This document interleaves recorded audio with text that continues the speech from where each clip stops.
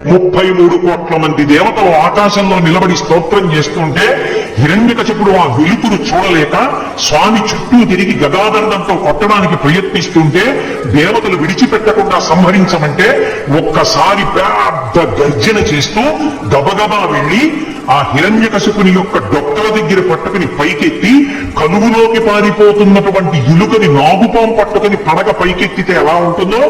అలా డొక్కల దగ్గర పట్టుకుని పైకెత్తి గడప దగ్గరికి తీసుకొచ్చి ఇంట్లో కాదు బయట కాదు గడప మీద పగలు కాదు రాత్రి కాదు ప్రదోష వేళ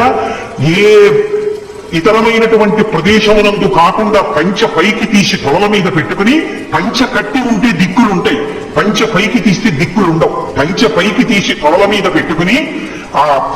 ప్రాణమున్నది కాదు ప్రాణము లేనిది కాదు, జంతువు కాదు పావు కాదు, ఆయుధం కాదు, వస్త్రం కాదు, శస్త్రం కాదు,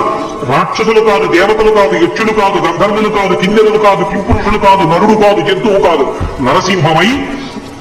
ఆ గంగానది సుడిదిరిగినట్టుగా ఉన్నటువంటి ఆ నాభి కనపడుతుండగా విశాలమైనటువంటి వక్షస్థలంతో పెద్ద పెద్ద ఆ దంతములతో దంస్తలతో దగ్గరగా చూస్తుంటే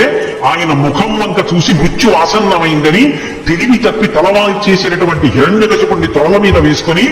పెద్దగా పెరిగినటువంటి తన గోళ్లు ఆ కడుపులోకి దింపి చీల్చి ఆ గోళ్ళని గొడ్డళ్లుగా చేసి వక్షస్థలంలో ఉన్న ఉరప్పంజరపు ఎముకలన్నింటినీ కోసేసి